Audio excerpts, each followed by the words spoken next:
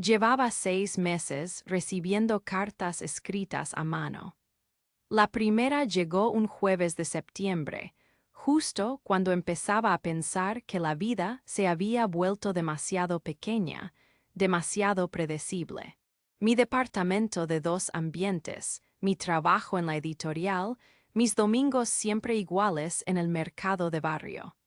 La carta no tenía remitente. Solo mi nombre garabateado en tinta azul oscuro, casi púrpura, la clase de tinta que sugiere decisión. La abrí en la mesa de la cocina, con una taza de café que ya se enfriaba. Dentro había una sola hoja, doblada con precisión. La letra era pequeña pero legible, de alguien que sabía exactamente qué quería comunicar sin desperdiciar espacios. He estado observando cómo la lluvia golpea la ventana de tu oficina a las 6 de la mañana. Es extraño porque casi nadie en este edificio llega tan temprano. Tú sí. Y cuando llueve, te quedas mirando durante 3 minutos exactos antes de encender tu computadora. Hoy lloró sobre el vidrio como si tuviera prisa por llegar a algún lado. La dejé caer sobre la mesa. Mi primer instinto fue pánico. Alguien me estaba vigilando. Debería haber llamado a la policía, probablemente, pero no lo hice. Volví a leer la carta. Había algo en esa observación que no era amenazante sino íntimo. Como si alguien hubiese notado los detalles de mi vida que yo misma a veces pasaba por alto. El matasellos decía que provenía de la ciudad, de mi ciudad. Llamé a Marina, mi mejor amiga desde la universidad. Ella estaba convencida de que estaba siendo acosada. Tienes que ir a la policía, dijo por teléfono, su voz aguda por la preocupación. ¿Cuántas veces te hemos dicho que no subas fotos de tu rutina a redes sociales? No subo nada. Esta persona simplemente observa, exacto, es un acosador. Marta, por favor, pero no fui. En cambio, guardé la carta en mi cajón de ropa interior, debajo de los calcetines que casi nunca me ponía. La segunda carta llegó el jueves siguiente. Después la tercera. Para finales de octubre ya había un ritual. Cada jueves, mientras esperaba en la fila del correo para retirar mis paquetes de la editorial, mi corazón se aceleraba. Me preguntaba si ese sería el día en que no hubiera carta. No estaba segura de qué me asustaba más, recibir una o dejar de recibirlas. Se lo conté a Marina en una noche de vino en mi departamento. Ella estaba horrorizada. ¿Le has respondido? ¿Verdad que no le has respondido? No, claro que no, mentí. La verdad era que la tercera semana, después de leer una carta que describía la textura melancólica de las librerías de viejo, cómo huelen a historias de otras personas, a decisiones que alguien más tomó años atrás, sentí algo que no podía ignorar. Una necesidad de compartir, de ser vista por alguien que ya estaba mirando. Fui a correos el jueves siguiente. La oficina era pequeña, el tipo que la atendía era el mismo de siempre, con gafas de marco grueso y cara de estar leyendo un libro invisible. Le pregunté si había algún lugar donde pudiera dejar un sobre para que lo recogiera alguien en particular. Me miró con ese tipo de comprensión que tienen los empleados de correos después de años de ser testigos de historias ajenas. ¿Una chica de seguro? Preguntó. Algo así. Me señaló el tablón de anuncios. Nadie lo vigila mucho. Si pones un sobre ahí con un nombre, probablemente llegue a quien lo necesita. Este es un barrio pequeño. Todos sabemos a quién le interesan las cosas. Escribí mi respuesta en casa, en una hoja de papel que coincidiera con las suyas. Hablé sobre los músicos callejeros, como el que se para en la esquina de mi calle toca la misma balada cada día pero nunca parece amargado por la repetición. Como tal vez comprenda algo que yo no, firmé con un signo de interrogación, lo dejé en un sobresencillo. Escribí jueves en la parte frontal. Y lo pegué en ese tablón de anuncios, entre anuncios de habitaciones en alquiler y cursos de yoga. La siguiente carta llegó con el matasellos del viernes. Recibí tu mensaje. Parece que entiendes que algunos de nosotros vivimos en observaciones. Eso es raro. Eso es bueno. Desde entonces fue un diálogo, no de amor exactamente. Marina tenía razón en eso. Las cartas no decían te amo ni te extraño. No había promesas ni confesiones. Era algo más sutil. Era alguien notando que yo notaba las cosas. Era un espejo, pero uno que reflejaba la mejor versión de ti, la parte que permanece despierta a las 3 de la mañana pensando en pequeñas tragedias y bellezas. Octubre se convirtió en noviembre.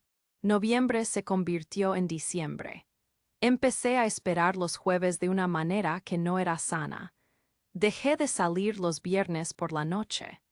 Comencé a arreglarme más, a elegir ropa que me hiciera sentir inteligente, interesante, como si alguien pudiera venir y leerme en la calle. En diciembre una carta fue diferente, más corta, más directa. He estado pensando en esto durante meses, en que deberíamos parar o deberíamos encontrarnos. Encontrarse es lo más arriesgado que puedo imaginar ahora. Espero que lo sea para ti también. Eso significaría algo. Mi corazón hizo cosas raras en mi pecho. Llamé a Marina en pánico. Ahora quiere verte. Es un acosador. Te lo dije. O es alguien que está asustado. Como yo. ¿Está hablando en serio? Mi mejor amiga se va a encontrar con un desconocido que la ha estado espiando. Pero en enero, en febrero, en marzo, ella seguía escribiendo cartas que eran cada vez más vulnerables. Una en particular cambió todo. Hablaba sobre sentirse invisible la mayor parte del tiempo, sobre cómo observar a otros se convirtió en su forma de sentir que existía. Cuando vi que respondiste, escribió, supe que no estaba loca por querer que alguien más viera lo que yo veía. Espero que puedas ver todo lo que yo veo cuando mires mi cara.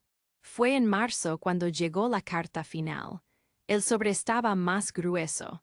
Dentro había una foto. Era una mujer de aproximadamente mi edad, tal vez un poco mayor. Tenía la clase de belleza que surge de haber pensado mucho sobre las cosas. Ojos inteligentes. Una sonrisa que había practicado. Y una nota en esa letra que ahora podía reconocer en la oscuridad. Encuéntrame en correos. El jueves, a las 9 de la mañana, seré quien ya conoce tu letra mejor que tu cara. Ese jueves fue el más largo de mi vida. Pasé 3 horas eligiendo qué ponerme. Finalmente opté por un suéter azul que me hacía parecer más segura de lo que me sentía. Salí 1 hora antes de lo necesario. Estaba en la puerta de correos a las 8:30, tiritando, aunque no hacía frío. Todo el mundo que pasaba podría ser ella, el hombre de negocios que ignoró mi presencia, la abuela con bolsas de compras, la joven que hablaba por teléfono distraída. ¿Y si era ella? ¿Y si me había estado observando todo este tiempo, incluso antes de las cartas? A las 9:05, una mujer giró la esquina. La reconocí. No porque la hubiera visto antes, sino porque algo en mí la reconocía. Caminaba con la precisión de alguien que había planeado cada paso. Llevaba un abrigo gris que se veía bien en ella. Cuando me vio, se detuvo. No era exactamente como la foto. La foto era una idea. Esto era real. Esto era la persona que había estado escribiendo sobre lluvia en ventanas y la textura de las vidas ajenas. Nos vimos durante 30 segundos sin hablar. 30 segundos donde toda la conversación de 6 meses sucedió sin palabras. Luego ella sonrió. No era la sonrisa de la foto. Era más vulnerable. Más cierta. Hola, dijo como si fuera una pregunta. Hola, respondí, ni siquiera entramos a correos. Caminamos hasta la pequeña cafetería al lado. Nos sentamos en una mesa junto a la ventana. Afuera, la lluvia estaba golpeando el vidrio. Ella se llamaba Daniela. Trabajaba en una agencia de fotografía, piso arriba del mío, en el mismo edificio. Había estado observándome durante meses antes de escribir la primera carta, tratando de encontrar el coraje. Había visto cómo subía por las escaleras a las 5:30 de la mañana. Había notado que siempre elegías novelas sobre mujeres que descubrían cosas sobre sí mismas en los estantes de mi departamento, visibles desde la ventana de su oficina. Parecías alguien que entendería, dijo, revolviendo su café. Alguien que veía más allá de lo obvio. ¿Por eso empezaste a espiar? Hizo una mueca. Cuando lo dices así suena mal, pero es verdad. Es verdad, admitió. Pero luego, después de escribir la primera carta, me asustó tanto que casi no envío la segunda. Pensé que eras a llamar a la policía. Pensé que eras a alejarte. Pensé en hacerlo. Pero no lo hiciste. No lo hice. Hablamos durante horas. Sobre nuestras vidas antes de las cartas, sobre cómo ambas habíamos sentido que algo nos faltaba, pero no sabíamos qué era. Sobre cómo la observación de los detalles pequeños se había convertido en nuestra forma de estar en el mundo, porque el mundo mismo era abrumador, pero los detalles eran manejables. Eran seguros. Le conté sobre Marina y cómo pensaba que estaba siendo acosada. Daniela se rió, una risa genuina que hizo que la viera diferente, menos como una idea y más como una persona. ¿Quieres saber la verdad?, preguntó. Siempre. La verdad es que tenía miedo de que no fueras real, de que cuando finalmente te viera, serías como todas las demás personas, alguien que no notaba nada, alguien que pasaba por el mundo sin verlo. Y ahora tengo miedo de que sea al revés, de que seas demasiado real y de que no sepa qué hacer con eso. Caminamos después del café. Las calles estaban mojadas. Pasamos por la librería de viejo donde ella había estado escribiendo. Pasamos por la esquina donde el músico de la balada estaba tocando, ajeno a nosotros. Pasamos por mi edificio y ella me señaló la ventana de su oficina en el piso de arriba. He estado aquí todo este tiempo, dijo, observando, esperando que alguien más notara que yo notaba, que alguien entendiera que la observación podía ser un acto de amor. No sabía qué pasaría después.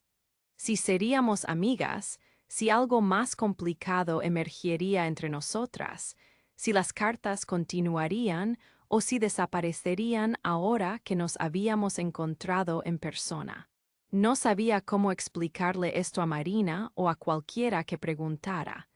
Pero sí sabía esto: durante 6 meses había estado siendo vista. Y ahora yo estaba viéndola a ella. Y ambas estábamos vivas en formas que no lo habíamos estado antes. Volvió a llover esa noche. Cuando regresé a mi departamento, vi la lluvia en la ventana del mismo modo en que Daniela la había descrito. Como si tuviera prisa, como si supiera exactamente a dónde iba. La siguiente mañana encontré una nota bajo mi puerta. No era una carta, exactamente. Era una sola línea, en esa letra que ahora era mía también. Café el próximo jueves. Respondí con un signo de interrogación subrayado 2 veces. Y así comenzó todo de verdad. No con fanfarria ni promesas. No con declaraciones grandes. Comenzó como todo lo nuestro, con una observación cuidadosa, con la certeza silenciosa de que alguien te estaba mirando, realmente mirando, y de que eso era suficiente. Era suficiente porque ambas habíamos pasado años siendo invisibles, incluso en habitaciones llenas de gente. Y ahora, finalmente, había alguien que veía cada detalle, que veía que era suficiente.